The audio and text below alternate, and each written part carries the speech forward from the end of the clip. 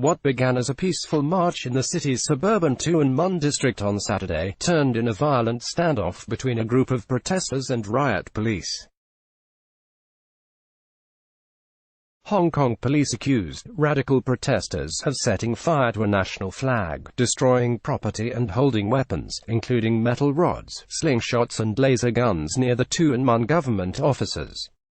They warned demonstrators to stop illegal acts and to leave the area, firing tear gas on protesters who built makeshift barricades and threw petrol bombs. At a background briefing for foreign media Friday, a senior Hong Kong police commander said officers were concerned that the level of physical force was reaching a point where they might be forced to use live ammunition to defend themselves or others. Our officers are worried that the level of violence has got to such a level that they might have to kill someone or be killed themselves, the commander said.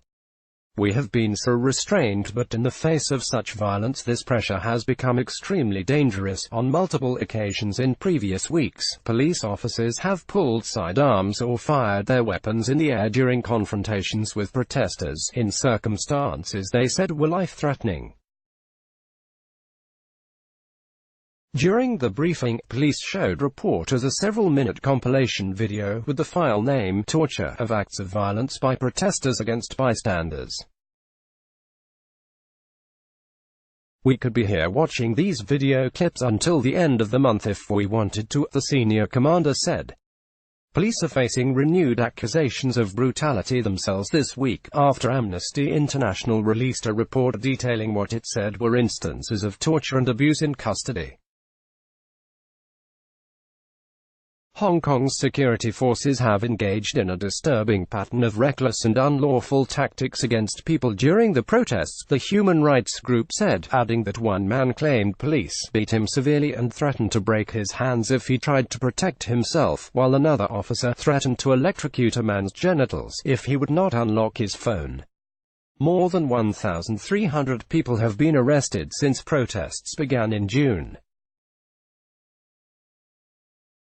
The Amnesty report, which is based on interviews with 38 people, including lawyers, medical professionals and 21 arrested protesters, found that in more than 85% of cases investigated, 18 out of 21, the arrested person was hospitalized.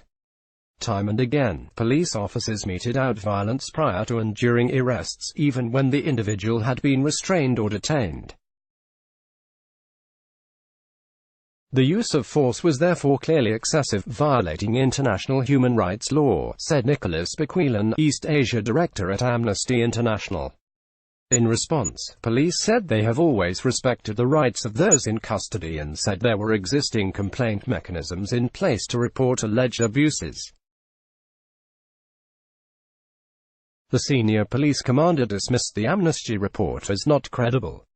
They echoed the official remarks, adding that, in any prolonged situation of this nature, I would be dishonest if I tell you I believe that no one has overstepped the line. You were talking about a prolonged situation where there is chaos and violent encounters, but it is important to note that we have procedures to deal with any allegations of excessive use of force, the commander added. I would note that we are covered by among the highest concentration of journalists in the world. Our actions are highly transparent.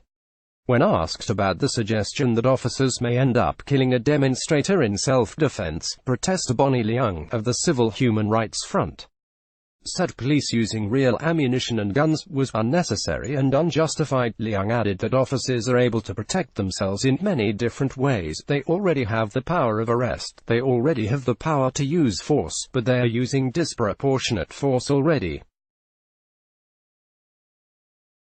They have the least lethal weapons. They now have rubber bullets, they now have water cannons, they have everything, she said. But what they are doing is that they are not just trying to protect themselves. They are actually doing more than necessary and more than the laws allow them to do in order to anger the protesters even more, and that creates danger. Escalating violence. Allegations of police brutality have been a key rallying cry of the months-long protests, with crowds calling for an independent investigation.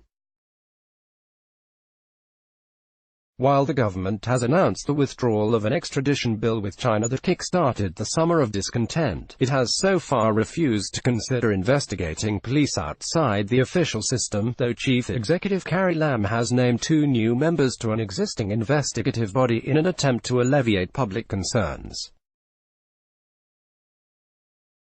The senior police commander said that with regard to an independent investigation, you really have to be sure that whatever measure you take now is helpful to the resolution of the situation, that you are not playing into the hands of people whose only objective is to undermine the police so this situation could get worse. The commander added that it could lessen the effectiveness of police on the front lines were they to face investigation during the unrest. "We are still in the middle of a crisis," the commander said. "Every single day we are still out there facing this threat. Some of the most violent scenes last week were not during the now familiar standoffs between protesters and police, but around the edges of the march, where both protester and pro-government groups attacked people who disagreed with them." CNN reporters saw a mob of masked protesters attacking a man in the Tin Hau neighborhood after a brief confrontation, leaving him dazed and bleeding on the floor. An earlier incident video shared widely online showed a middle-aged man wearing a blue shirt attacked and left apparently unconscious by a large group of mostly young, black-clad protesters on Gloucester Road. According to the South China Morning Post, the unidentified man had shouted pro-police slogans before the attack. Later on Sunday, a group of mostly middle-aged men were seen striking and threatening protesters in the North Point area. The area has a large mainland Chinese immigrant population, and there have been attacks on protesters in the area in past weeks. Sunday's violence came after a number of angry scuffles on Saturday between pro- and anti-government groups, though none reached the level of violence seen the following day. Pro-Beijing groups sang the Chinese national anthem and pulled down Lenin walls, collections of notes and flyers erected by protesters around the city. There were fears of further scuffles this weekend over a Clean Hong Kong campaign organized by stridently anti-protest lawmaker Junius Ho. Speaking to CNN earlier this week, Ho described the event on Saturday as an environmental hygiene campaign and said he would not urge any confrontation with protesters. Police expressed concern that there would be violence during these events, and said they could potentially be declared an illegal gathering. "In the end, if there is violence, we will deal with that," the senior police commander said.